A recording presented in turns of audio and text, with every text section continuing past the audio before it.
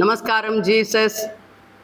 இன்றைக்கு பெற்றோர்களுக்காக ஒரு காரியங்களை சொல்ல நான் வந்திருக்கிறேன். பெற்றோர்களே, உங்கள் பிள்ளைகளுக்காக நீங்கள் ஜெபிக்க மறக்காதீர்கள். ஏனென்றால் உங்களுடைய பிள்ளைகள் வளர்ந்து விட்டார்கள் என்று சொல்லி நீங்கள் அவர்களுக்காக ஜெபிக்காமல் இருக்கலாம். ஆனால் வளர்ந்த பிள்ளைகள் அவர்களுடைய சூழ்நிலைகள் என்ன என்பதை நீங்கள் அறிய மாட்டீர்கள். அவர்களுடைய பிரச்சனைகள் என்ன என்பதை அறிய மாட்டீர்கள். ஏனென்றால் அவர்களும் உங்களிடத்தில் அதை பகிர்ந்து கொள்ள மாட்டார்கள். அதனால் நீங்கள் ஒவ்வொரு நாளும் வளர்ந்த பிள்ளைகளுக்கும் சிறு பிள்ளைகளுக்கும் உங்கள் குடும்பத்திற்கும் ஜெபித்து நீங்கள் தேவனிடத்தில் ஒப்பு கொடுக்க வேண்டும். இல்லை என்றால் நீங்கள் இதோ அநேக பிரச்சனைகளை சந்தித்த பிறகு என் பிள்ளைக்காக நான் ஜெபிக்கவில்லையே என்று அன்றைக்கு அழுது புலம்பி பிரயோஜனம் இல்லாமல் இருக்கும். ஏனென்றால் அந்த பிள்ளைகள் வெளியே போகிறார்கள், வருகிறார்கள், வேலை இடத்துல என்ன நடக்கிறது என்பதை தெரியாது, வருகிற வழியில் என்ன நடக்கிறது என்பதை தெரியாது. அதனால் நீங்கள் பெற்றோர்கள் உங்கள் பிள்ளைகளுக்காக நீங்கள் ஜெபிக்க கடமைப்பட்டு இருக்கிறீர்கள். அது மாத்திரமல்ல, அவர்களுக்காக நீங்கள் வேதங்களை வாசித்து அந்த வார்த்தைகளை அனுப்பி அவர்களை ஆசீர்வதிக்கும் போது அந்த பிள்ளைகள் ஆசீர்வதிக்கப்படுவார்கள். ஏனென்றால் சில பிள்ளைகள் வெளியே போகிறார்கள், திரும்ப வருவதில்லை. சில பிள்ளைகள் இதோ தற்கொலைக்காக முடிவு எடுத்து விடுகிறார்கள். வீட்டிலே சொல்ல முடியாது, இந்த காரியத்தை ஒத்துக்கொள்ள மாட்டார்கள் என்று சொல்லி அநேக காரியங்கள் இந்த உலகத்திலே இப்பொழுது நடந்து கொண்டிருக்கிறது.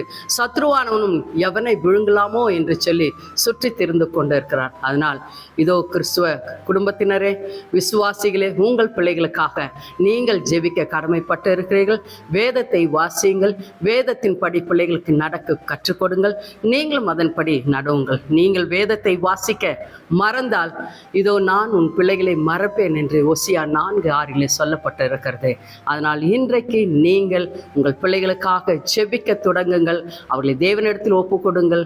அப்பொழுது உன்னதமான பாதுகாப்பு உங்கள் பிள்ளைகள் மேல் இருக்கும். பெற்றெடுத்தால் போதாது, வளர்த்தால் போதாது, அவர்களை பாதுகாக்கவும் உங்களுக்கு அந்த திராணி இருக்க வேண்டும். அதனால் இந்த காரியத்தை இன்றையிலிருந்து செய்யுங்கள் என்று சொல்லி உங்களுக்கு நினைப்பூட்டுகிறேன். செபிக்கலாமா?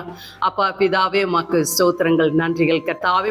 ஆண்டவரே, பிள்ளைகளை கர்த்தாவே நாங்கள் எவ்வளவு கஷ்டப்பட்டு ஆண்டவரே 10 மாதம் சுமந்து பெற்றெடுத்து கர்த்தாவே அவர்களை கர்த்தாவே நாங்கள் வளர்க்கிறோம் கர்த்தாவே. ஆனாலும் அநேக பெற்றோர்கள் கர்த்தாவே உம்மிடத்தில் ஒப்பு கொடுக்காத படைக்கு அந்த பிள்ளைகளை ஐயா ஆண்டவரே விட்டு விடுகிறார்கள். பெற்றோர்கள் ஆண்டவரே பொறுப்பு எடுத்து ஒவ்வொரு நாளும் தன் பிள்ளைகளுக்காக செபித்து வெளியே அனுப்பவும், தன் பிள்ளைகளுக்காக வசனத்தை வாசித்து அனுப்பி ஆசீர்வதிக்கும்.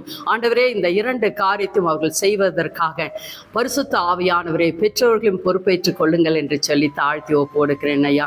அது அவர்கள் மேல் விழுந்த கடமையாய் இருக்கிறது கர்த்தாவே.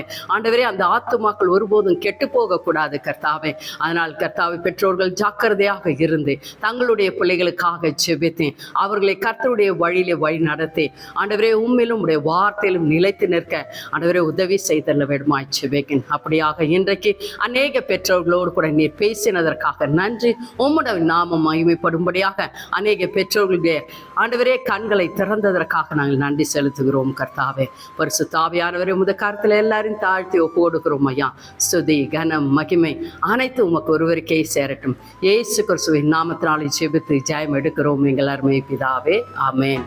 God bless you. நமஸ்காரம் ஜீசஸ்.